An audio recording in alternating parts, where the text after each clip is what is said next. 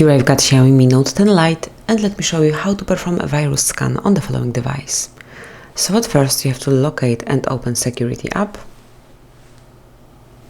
tap on Agree, and here you will notice Security Scan option. So just click on it, tap on OK to accept the privacy policy, and now the scan would be performed automatically, so all you have to do is to wait until it's done.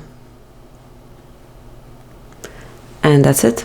As you can see, it has been scanned, one risk has been found, and now you can change the payment method because it's about the payment method, but it's to be done later.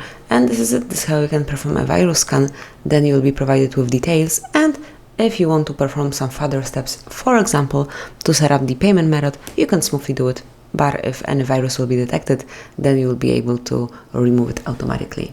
So this is it, that would be all. Thank you for watching. Please subscribe our channel and leave the thumbs up.